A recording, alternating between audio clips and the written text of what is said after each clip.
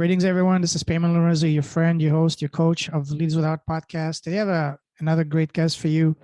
I believe this is episode 198 and 199, coming very close to 200. So, super happy to have an amazing guy, a guy that has a mission that is very dear to my heart, which is helping men.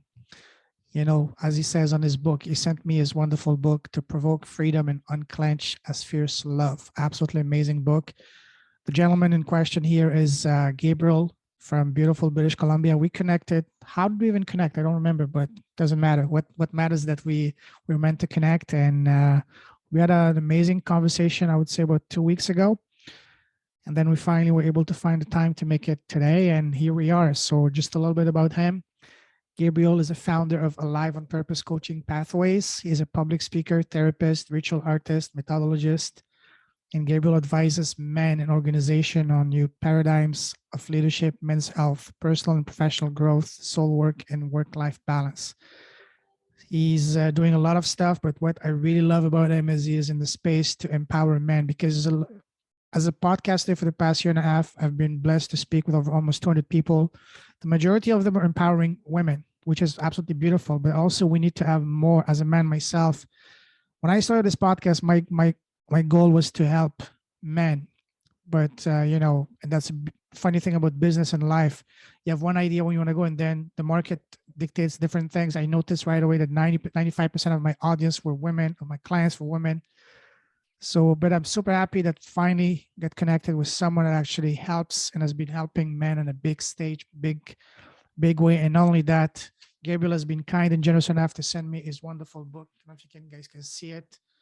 We'll do an entire podcast episode just on that once I finish reading it. It's called Alive on Purpose, Unclench from Fear and Step into Your Power with Backbone, Heart, and Balls. Absolutely love the title. So, Gabriel, welcome to the show, brother. Thank you, Payman. So good to be with you.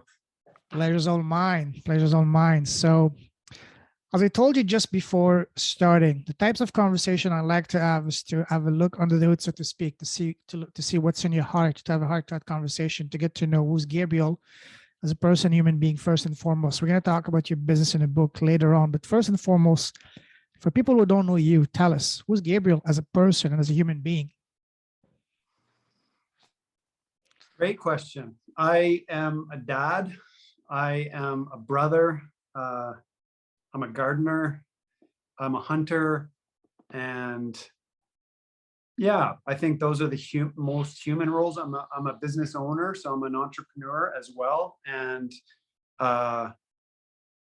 let's see, that's where I could start. My last name comes from Hungary, so I'm a Hungarian Canadian, and my dad was born in Canada, but his parents were born in Hungary. And then I'm the first one who moved out west. I grew up in Ontario, and I've been living in the Kootenays, which is the interior of BC, for about 20 years. Okay. Beautiful. Awesome. Do you speak Hungarian? Like, I know a few phrases. I went to little schools in Hamilton when I grew up, but I don't. Like, I know how to say thank you, I think. Okay. That's all you need, because the good words open all the words, all the doors, right. You know? Awesome. Now, to start off, I'd like to ask you a series of rapid fire questions to further get to know you as a person. Ready? Sure. All right. What makes you happy as a person? Happy, hey, that's a good starter. I think right now being a dad is the most exciting thing, because I have two boys who are 3 and 8, and then I have 2 bonus daughters who are young adults in their early 20s. So I have 2 waves of children and parenting. But right now, being with my 3-year-old is just a world of wonder. Like, absolutely. It's just amazement with everything is also new. And really, that's the first place I go, is like, wow, I'm a dad. This is the best. Kids are the most precious thing, especially in the first 5 years of their lives. They're the sweetest. And I really love the way that you phrase it, that you have 2 boys and 2 bonus girls. That's the most amazing way to put it. Awesome. Now, what makes you smile?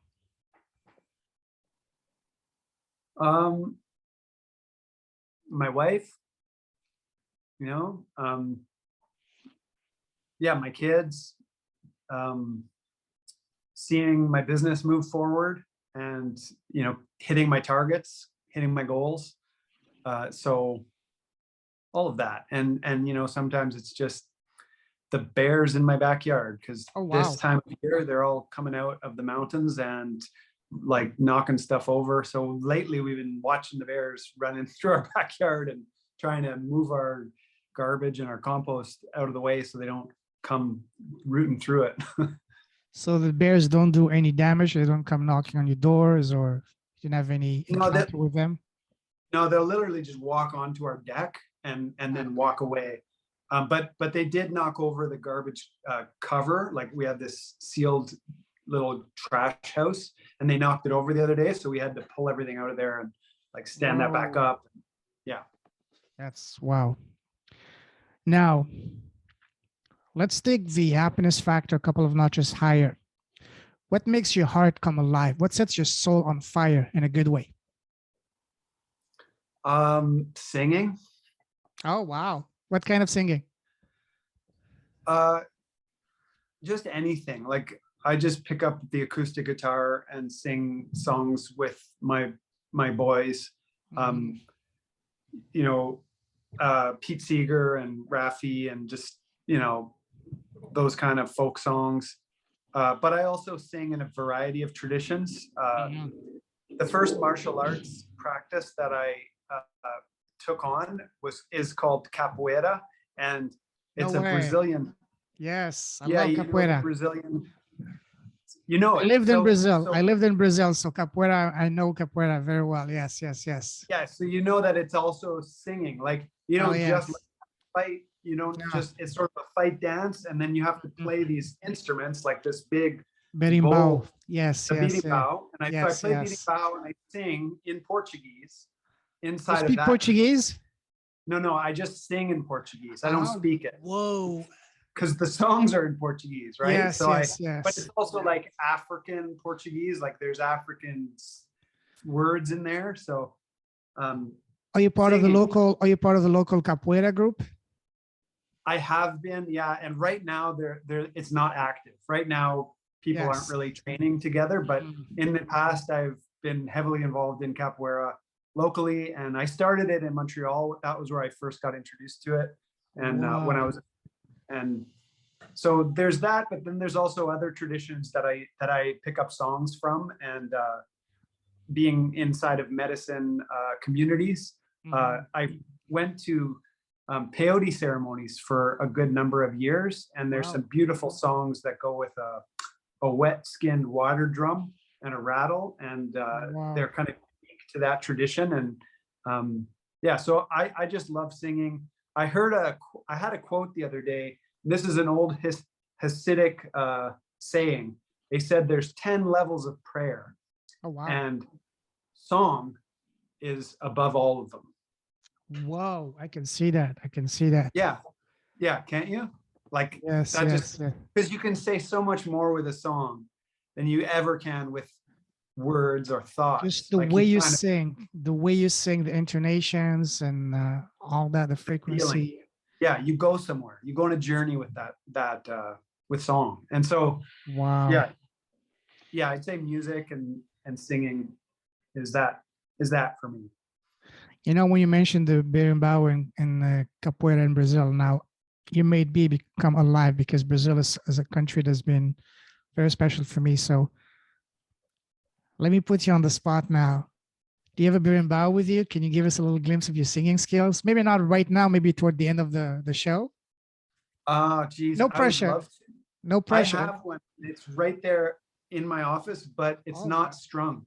I broke my wire. So I can't put it together right now. I'm still working on getting another wire. All right, then that's your homework for when you do part 2. We're talking about your book, and Daniel will be giving us a show. Okay, deal? Okay. Yeah, you're bringing me up to par. Absolutely amazing. Wow.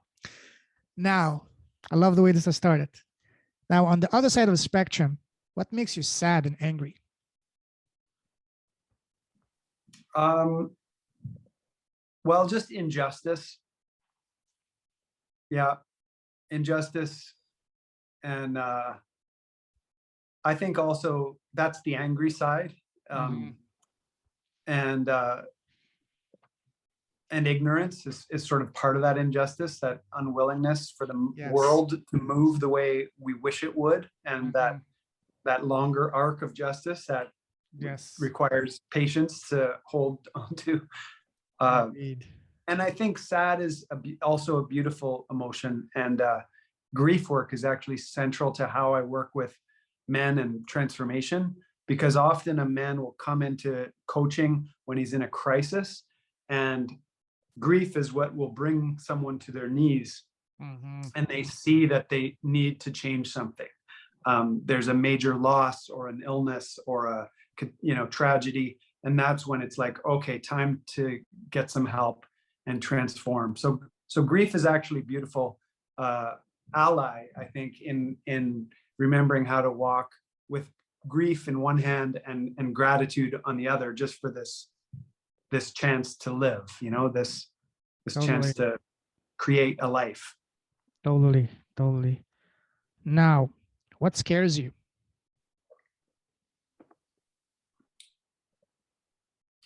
Other than bears. Good question. What scares me?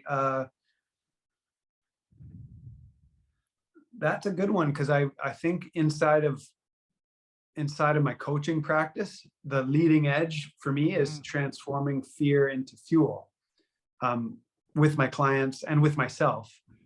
So I'm always hunting fear. I'm trying to find where I'm scared. And I think it's natural in any growth process to actually be scared of what we seek and what we desire. So that's what comes to me first off, is the fear of my own expansion and fulfillment, which I'm constantly helping my clients encounter and give themselves permission to receive, give themselves permission to grow. I do a lot of giving permission for myself and for those I serve, to just, move past our limits and reach a new possibility. You mentioned something. I wanted to ask something else, but what you just said, I have this thing, this thought that came to mind. Why is it that quite a lot of time, a lot of us, we need a permission from someone else? Well, we don't actually need it. Why is it that, from your experience? Well, I think we're designed to live in relationship. We're relational beings, and that's something tribal, and we're meant to be in connection, and connection is natural. And so when we've inherited a whole bunch of lies, for better or for worse, whether it was family context or societal imprinting, we've got some shit to let go of. And so, we also learn and repattern in relationship. So this idea in coaching is that power is about proximity. So putting myself in proximity with someone who can help me break through my barriers, and someone who's farther ahead of me on the path, at least as I perceive it. I see them as someone who could accelerate my growth. So I put myself there. I think we need human connection, and we're not designed to do it alone. I really believe in that. I believe we're entangled, and we're here to help each other expand, or stay stuck, depending on who we are. Yes, just like you said, we are social creatures. Absolutely. Now, we mentioned fire. Speaking of fire, what's a fire in your belly that gets you up in the morning? What's your why? I think freedom. Freedom of what? And what kind of freedom? I think the longing for freedom is personal and perfectly natural. And I think we might have talked before about, because I work with men, we were talking about masculine and feminine, and this whole dynamic, which is a really hot topic right now.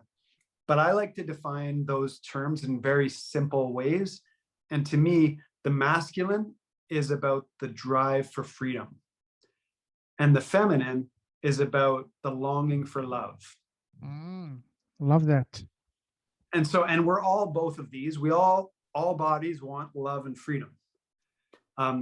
So that's my why. And to provoke that is an act of integration, not only personally, but collectively, to liberate one individual at a time from suffering and ignorance and smallness, and then make that impact ripple out, because there's also injustice in the world that we need to reverse engineer and provoke freedom collectively from tyranny and from the, what do you call it, the totalitarian tiptoe. Yeah, especially being boiled like a frog in a boiling water, just that small little fire. By the time you realize it's too late. And unfortunately, this is what's happening in the Western world, especially in Canada, but that's for a different story. We're not going to talk about that, but it's very revolting indeed. Yes. All right. So let's talk now about traveling. I know you love traveling, right? Yeah, I haven't done it in a while, but I did in my 20s. All right. What was your very first trip? I was tree planting in Canada in between my university days. Whereabouts in Canada? Northern Alberta. I worked. Oh, wow. I worked in Northern Ontario, and then eventually I worked out in BC. But in between contracts, one season I decided I wanted to travel like a lot of hitchhikers do, like tree planters do. And I hitchhiked from one ocean to the other in one season. Whoa. Yeah, I wanted to touch both oceans and just have an experience of Canada before I wanted to go anywhere beyond, because I wanted to know, where I'm from, and I wanted to know I'd be able to speak of this big, huge land and say, at least I've seen most of it. Wow, that would be worthy of a book by itself. Hiking coast to coast from BC to, what is it, Prince Edward? No, Newfoundland, I think. Well, I got as far as Nova Scotia. Oh, Nova Scotia, yeah. But I could have gone. I didn't go that far. I haven't never been to up further east. Oh, that's phenomenal. Wow, beautiful. Now we can do an entire episode on that, but we'll save that for another time. Let me take you now down a different path of traveling, down memory line. Go back to when you were a young boy growing up. When we're kids, people around us, family, friends, teachers, relatives always ask us, so Gabriel, what do you want to become when you grow up? What was your answer as a young boy? Hockey? I think hockey was more my dad's idea. Okay. He put me in that, and I got to play. I played junior. I could have gone on further and had a scholarship, but I knew it wasn't for me. Okay. I loved it and I got a lot out of it, but I don't know. I wanted to be a hero. I wanted to be Captain Kirk. That's why I see the Captain America thing behind you, the shield. Come on, put it back. Don't hide it. There it is. Right. There it is. Oh, yep. Oh yeah. Cool. Yeah, I guess I wanted to be a cop too, because in the 80s, when I grew up, I was watching cop movies, like it was like Eddie Murphy and Beverly Hills. You remember that? Yeah, it was like all the kind of guys who were always like buddy movies who were cops, and I was thinking, well, I want that, or James Bond or whatever. But that's kind of just Hollywood, really. I don't know. Yeah. Imagine a kid being asked at school, so what do you want to become, Johnny? I want to be James Bond. How do I become James Bond? Yeah. So growing up, what was your relationship with school? Did you love school or hate school? I could live without it. Like if I had my choice, I would stay home. I didn't really want to go. And yet I made the most of it. And I was just, I was actually just reflecting with my mom because my high school is in a small town in Southern Ontario called Beamsville, and it's Beamsville High School. And I went there, and just this past weekend, the school closed down after 137 years. Oh, wow. Yeah, they're building a new mega high okay. school. Okay. And this school has the pillars, these old like Roman pillars that are from 1917 or something, and they're still there. And so it's a bit of an emotional weekend for all the Beamsville grads. Like, oh, our high school is disappearing. And it was, but in high school, I got involved. I did everything. I did a little bit of everything. I was inside of every possible outlet of like how to be involved, including how to be a dropout and how to not go. Wow. Why was it that you didn't like school? Was it because it was just too boring for you? Was it the teachers or what? I think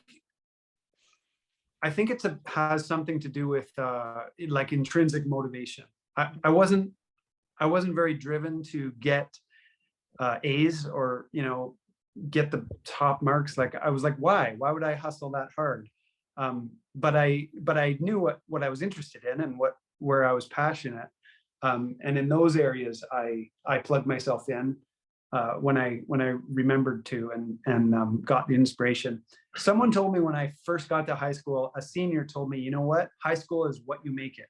People like some people say it's the best time of your life. So I was like, really? Okay, well, I'm going to make it an awesome time. And I did. I got really involved.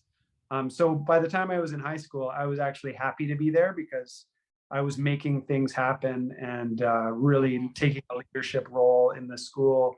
I was involved in theater, and we wrote a play and acted in it and had a big cast. You know, that's pretty exciting. So as much as I have criticism of public schooling as a theory, my experience was also that there's a lot of really heart-centered teachers who care a lot and really, really show up. And I just really have a deep appreciation for those teachers, the ones who really show up. Yeah. Was one of your drama teachers called Justin by any chance? No, thank God. Yeah, that's an inside joke, but well, that's for another story. Yes. All right, cool. Okay. Now, you mentioned that you did good in parts of school that you were passionate about. What was your favorite subject in school? Well, it's funny. In high school, I had a teacher who was my favorite teacher, and he actually was the remedial teacher, and he taught the kids who were troubled, but he also taught the kids who needed something more. So I was part of that group, and I wanted philosophy. And so he heard that loud and clear, and he went out and he got philosophy for dummies, like the for dummies. And he led us over that year through like the entire gamut of Western philosophy. And at 16, I was just devouring that. Yes. I always ask the deeper questions, and I live in a deeper reality. And so I needed to be nourished by those deeper questions, like studying Kierkegaard and Nietzsche and, you know, all those. Yes. All those, and the situationists. And like, I was exposed to that at a very early age. We even watched Noam Chomsky's stuff on manufacturing consent when I was 16, you know? Whoa. So I was already like really alert to all of the manipulation and like the quest for truth, you know, and the sort of ruthless pursuit of truth. So yeah, philosophy was my bag for sure. I love philosophy too. I don't know about you, but me, when I was in high school in the 90s, there was one book that I read it multiple times. It was called Sophie's World. Have you heard of that book? Sufi? Sophie's World. Sophie. No. It's a book by a Danish author, basically about a 15-year-old girl in Denmark being given a gift for her 15th birthday daily notes about exposing her to all this truth of life and all these philosophers. Absolutely phenomenal. I loved it so much that I read it in both English and French. I couldn't put it down. So Beautiful. yeah, absolutely. I love Yeah, philosophy. there's a deeper hunger that if you have that hunger, you need it. You need it. It's like food, you Oh get yes. Oh yes. filled up by it. Because I wasn't satisfied by when I asked my teachers, they were giving me bland answers or answers that didn't make any sense to me. But I knew that there was much more to it than what they were giving me. So that's why I literally, dove as hard as I could into Sophie's world and, Plato's Republic and, Descartes and all those giants. So for me, it was, yeah. So Gabriel, now, was there any subject in school that you did not like at all?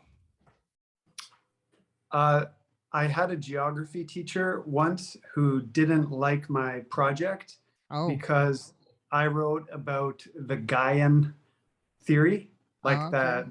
that the Earth is a living organism, Oh, because yeah. that's where my passion went. I was like, this is what I want to do, and he just thought it was all woo, and he said, "Oh, that's not really geography," and so I didn't I didn't like him. Yes, yes, I can imagine. I wouldn't have neither. But I had fun with the presentation, and I was like, I was Yes, jived with what I was doing. But he gave me a really poor mark, but I was like, hey, I did it, Yeah. yes, yes, absolutely.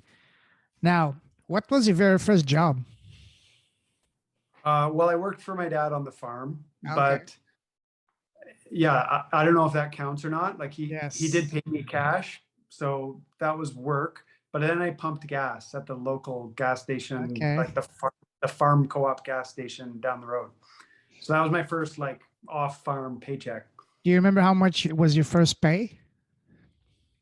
I think in those days, minimum wage was like $7 or $8. Oh, wow. Okay. Yeah. Yeah, Oh, yeah. And back then, gas was a lot cheaper than now. Because remember when I first yeah, moved to Canada, it was like what, 60 cents here in Toronto in yeah. the 95, 96 area. So, wow, crazy. No, sorry, it was actually 35, not 67, 35 cents a liter. Right. Yeah. It's Yeah. yeah. All right, cool. Now, let's move forward talking about your path from the moment you left school to now. How would you describe your path? Was it more like a straightforward smooth sailing? Once you're into one lane it was pretty much set, or was it more like a turns and twists like a roller coaster? Um, it was lots of turns and twists because it actually took me 16 years to finish my undergrad. Oh, wow. Um, a 4-year degree took me 16 years because I dropped out after a couple of years and Mm. um, wandered, and I enrolled in the school of wandering and life, and um, yeah, so it was definitely, and rather than like just thinking in terms of straight or curvy, I think my path was also about a descent and ascent. And I think dropping out of school was a descent into like my brooding and wandering phase where I was searching and seeking. And I think when I started putting the pieces back together, I rose up again. And I think that if my path out of school had an arc, it would be descending and ascending back and forth again and again. Like a roller coaster. Wow. Yeah. All right. Okay. Now, speaking of roller coaster, there's a saying, I'm sure you heard it, which says, change your story, change your life. By story, I mean what we tell ourselves in our head all day long. So when you're Gabriel at the change your story at your lowest point, in order to change your life or bring your life to where you want it to be, how did you do it? Did you do it to the help of friends, family, mentors, books, videos? Tell us a process you used to change your story in order to change your life. I think it was more experiential for me. The book learning and discipline came later. But when I was really stuck, I had been following a friend to support him, and he was in a Lakota Sundance. Oh, wow. In Western Canada. And that Sundance had been carried to Western Canada, to the Okanagan region, by an elder named Uncle Leonard Crowdog, just to give it context. Mm-hmm. So I supported the Sundance for 4 years, and eventually I was going through a divorce in that 4th year, and I made a commitment to vision fast and to dance and to be part of this ancient warrior making culture that is the Sundance family, the Sundance community. So that was the real defining moment for me, when I brought some tobacco to that elder at the tree inside of this arbor, and I told him what was on my heart, and I told him what I wanted, and he accepted it, and so that began this sort of next evolution. And I think that was about 2009 or 2008, something like that, maybe 12 years ago, or maybe it was 2010. Yeah, something in that ballpark. Wow. So what was the main lesson you learned through this process? Well, that's the real subject of my book. The main lesson was that this man was most transformed by being like ruthlessly committed to my purpose. And so that's why I named the book Alive on Purpose. And that's what I've experienced as a facilitator now, working with men, is that men get results and get transformed when they get real and raw and start telling the truth, and look in the mirror and say, who am I? What am I here for? And that's the kind of gut punch most men need to come out of the sedation and the lies and the distractions, to really, and then to stay with that, to stay with the trouble of the who am I and what am I here for? Those powerful purpose questions, and to be supported. It's not something you do on your own. You got to go through it and have multiple levels of support to continue to show up. So that was for me the takeaway. Yeah, speaking of support, there's a ton of support available for women, but there's pretty much none for men out there, especially in the Western world. So how much of a factor was that, the lack of support for you as a man, that said, you know what, if there's no support, let me go and create it in form of a book, because you wrote the book that you wish was there when you needed it the most. Am I correct in that? Yeah.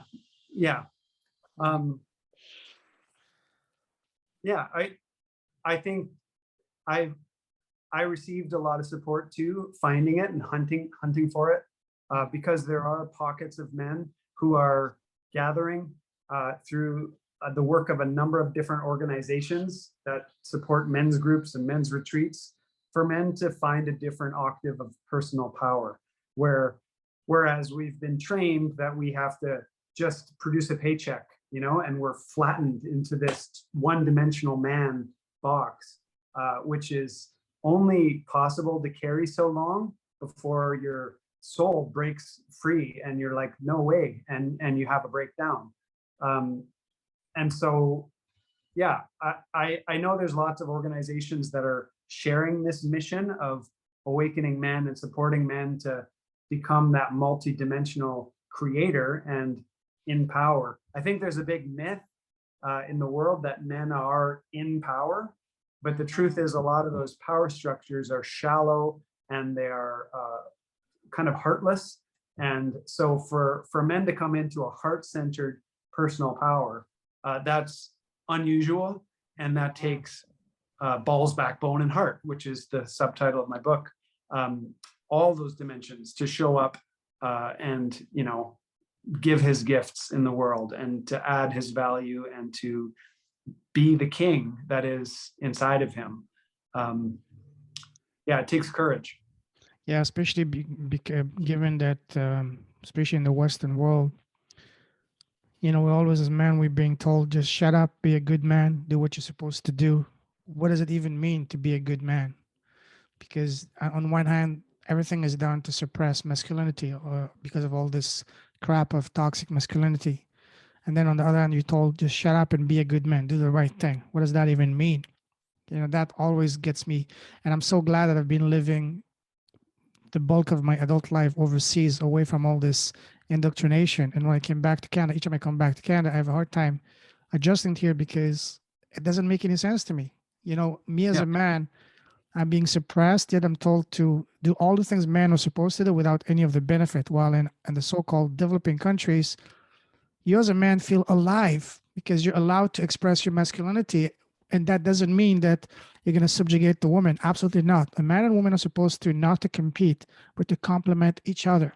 That's why just like a yin and yang, me and you as men and every man, we have certain skills and characteristics and assets that women don't have. That doesn't mean that the women are inferior or we superior. It's just that we all have different purposes. And when we bring them together, like the yin and yang, we complement each other in a beautiful team. Just like you mentioned, for me, I was never good in math, but I always understood 1 + 1 is 2. But through life, I learned that 1 + 1 is not 2, but 11. When two people come together with the same vision, it exponentially explodes. Three people coming together is not 3, but 111. Four people is 1,111, and so on and so forth. So this is one thing that I've been struggling the most with. You, from your perspective, how much of that has also played a part in your experience and experience of other men you worked in with so far? Yeah, it's huge. That's the big undoing, is that we need to take off the armor of who we're taught we should be. And you use the term good man. Another way to phrase that is the nice guy, which is the people pleaser, which is a codependent wound.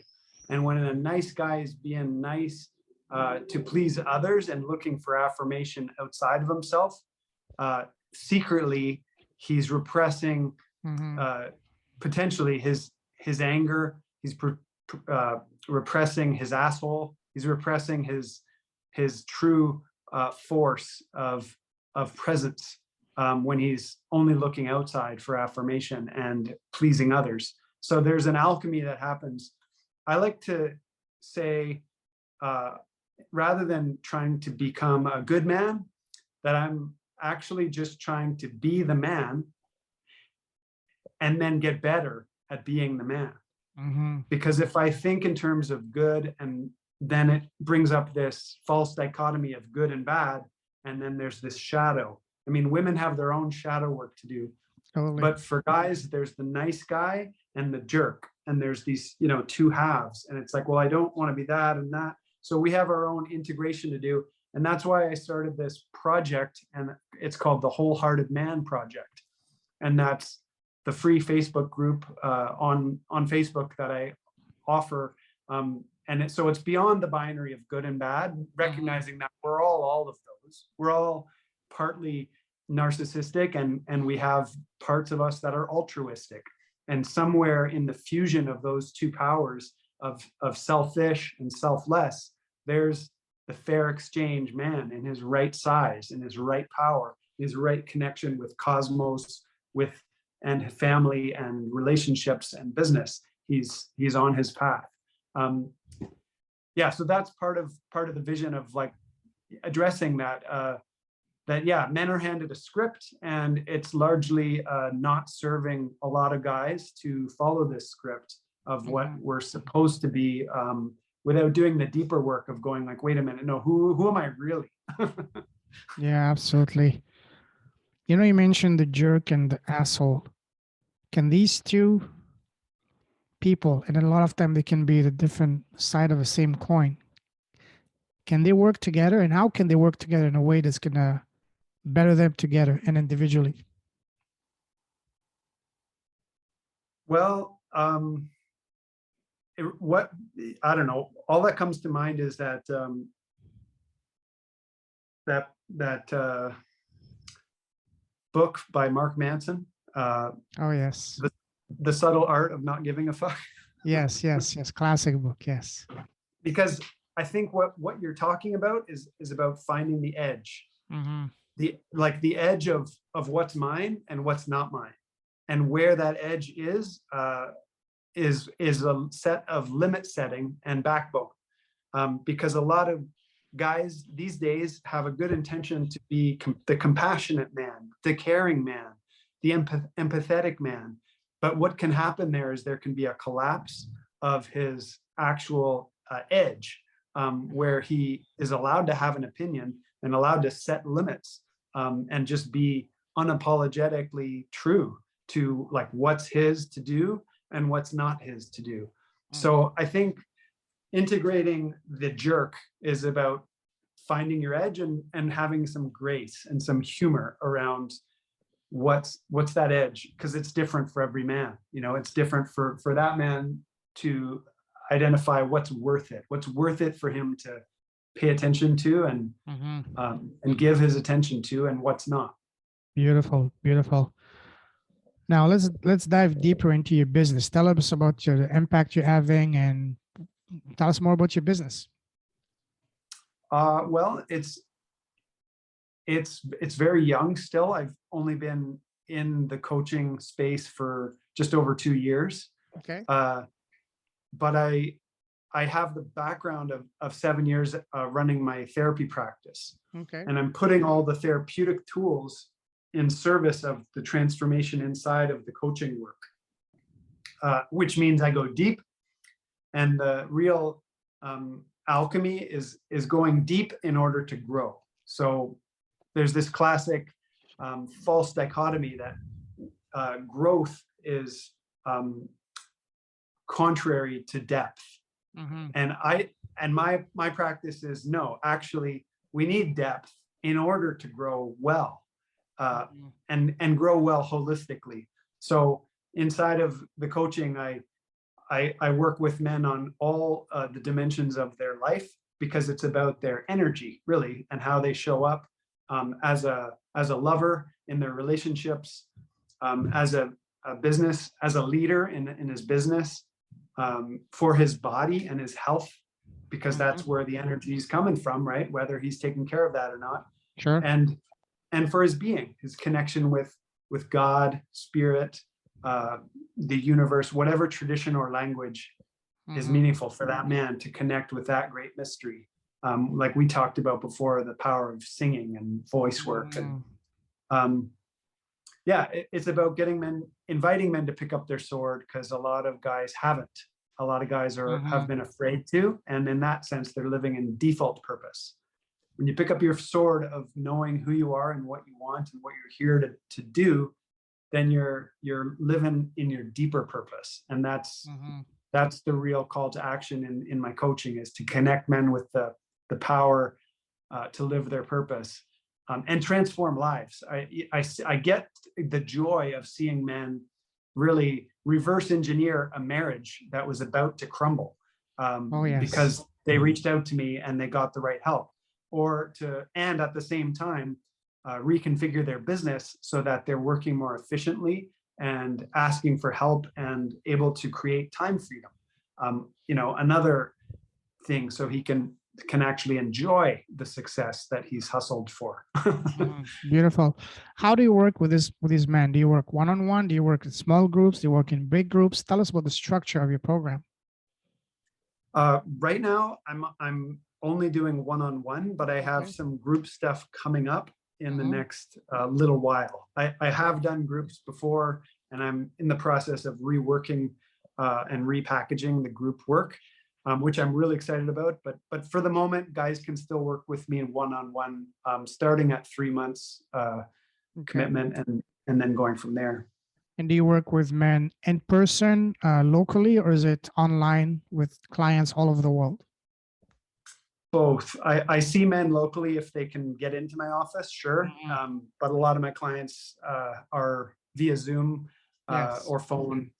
And with the last couple of years, that's become quite common. Sure. Yeah. Speaking of impact, share with us an example of the most remarkable transformation you've seen from one of your clients so far.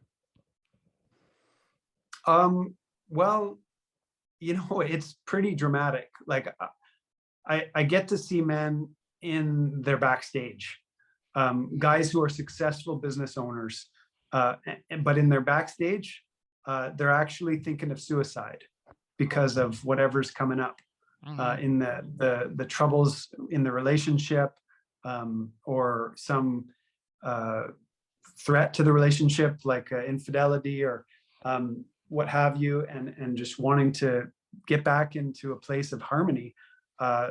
So to see a man go from kind of the brink of, I don't even know if I can do this anymore, to recovering his marriage, renewing his business, and getting help so that he's not a slave to his business, that's really rewarding. And just seeing that transformation is a real gift. So that's kind of one example. And sometimes it's that, and sometimes it's just also having an extra set of eyes on their blind spots when they're making big executive decisions, around, how to invest their leadership time and lead better. So a lot of it has to do with just leadership. Makes sense. How are you getting your clients? Mostly organically. Like I have a listing on Psychology Today. And even though that's a therapy listing, I have changed my wording to say coaching. And because of that, I use more direct language. And the language is about confronting the lies. I say right in my listing, like, I'm here to help men confront the lies that limit them so that they can step into the truth of who they are.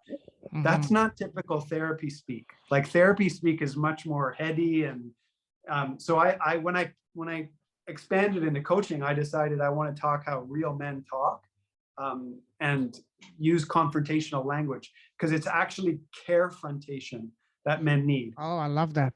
Carefrontation. Yeah, we need to be challenged on our lies. We need to be carefronted with our places where we're collapsing and sedating ourselves or escaping, or addictions.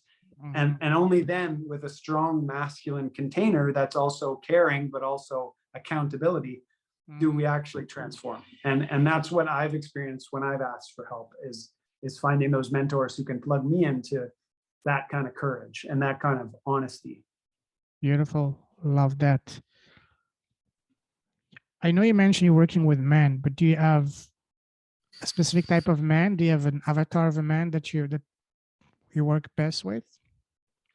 I work best with men who are sure they are investors and they're ready for making big steps in transforming their lives and leadership.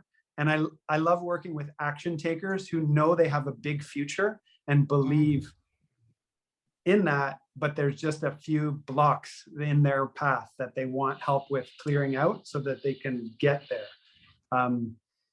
Yeah, I work best with men who are ready to release the victim codes and ready to release the victim mentality, because that's so often what keeps us back. It's those self-imposed false beliefs.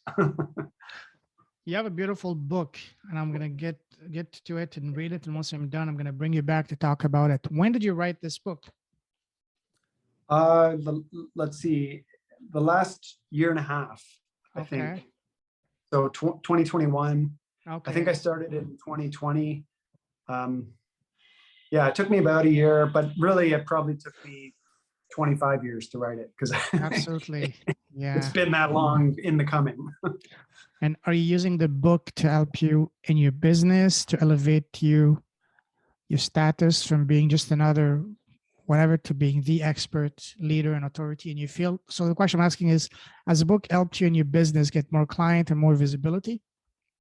It has. And I haven't really leaned into promoting the book yet. I've been kind of quiet about that, even though it's already a bestseller, and I'm thrilled about that. I'm working on the audiobook. Oh, wow. Beautiful. And I should be done this week. And so let me know when it's done. I love Audibles. Yes. a lot of people were asking for the audiobook, and because I know a lot of people listen while they're doing things, they're working out, they're doing their dishes, whatever. And so I wanted to, before I lean into really like promoting the book, I wanted to get the audio done, and then I can have that as an option. So I will be leaning into it in the next coming weeks and months once that's kind of on the market. But yeah. Let me know once it's out, because just like you mentioned, I love reading, but I don't have the time, but I do go on long walks, and I just love listening to those audible books and podcasts. Awesome. Wow.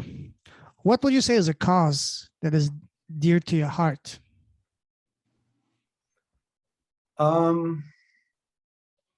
I'd say in like justice for indigenous sovereignty is something that's dear to my heart, because I've gone through my personal crises with the help of indigenous cultures. Oh, yes. And so I am forever in debt to their knowledge and healing ways.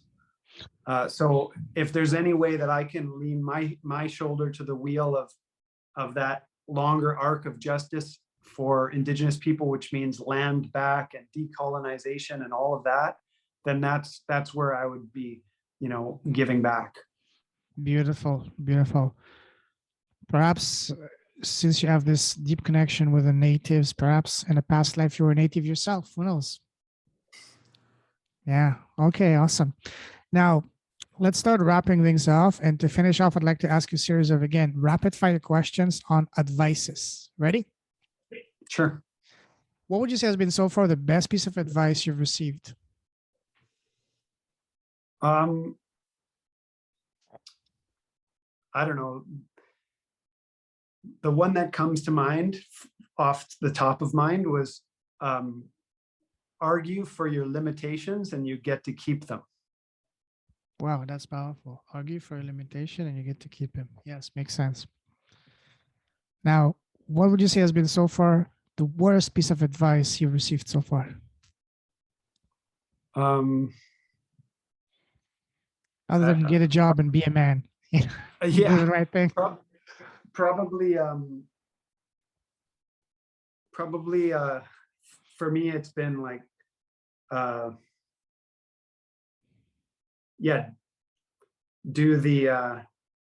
do what everyone else is doing, and fit in. Because I think for years I was trying to fit in as a therapist, and I could do therapy and I'm good at it, but I had a calling to step beyond the limits of that discipline and bring those therapeutic tools into a more dynamic mission, which is what I'm on now. So I think that's what I would say is, dream big and follow your heart, because your calling is calling you out of whatever limitations that you may thought were there. Absolutely. Love that. Now, do you have your own podcast yet? Not yet, but it's next. After my audiobook is done, that's exactly when I'm going to step up. So when you're ready for a podcast, come to me. I'll help you with that. Now, imagine that today you have your podcast, powerful, popular podcast, and today you're interviewing the most special person in the world, which is yourself. What's the number one question you want to ask yourself? Oh, that's tough. I think you've already asked so many good questions today of me. I couldn't even begin. What's the first thing that comes to your mind? Don't think too much. What's the first question that comes to your mind that you would like to ask yourself? I don't know, just like, what's it all about? How's it going? What are you here for? Oh, I like that. And what's your answer to that? Well, that becomes the story of the mission and the bigger impact that I'm here to make and changing lives. Awesome. Love that. Now, imagine that you were blessed with a time machine and you can go back in time and sit face to face with 18-year-old Gabriel. What is the number one piece of advice you would give to him, knowing all that you know now? To just trust the process, and you're going to be okay. Absolutely. I love that. And that's something I've been hearing constantly from more than one guest, indeed. Now, the last question I want to ask you, and that's my favorite. What is the smallest thing you've done in your life that has had the greatest positive impact in your life? And by small, I don't mean something small. I mean the one thing. For example, for me, it's been starting my podcast. What about you?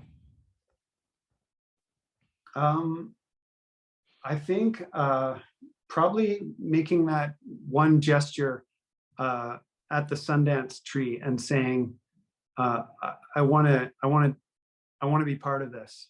Mm-hmm. That was probably it with the tobacco. Oh, yes. Oh, yes.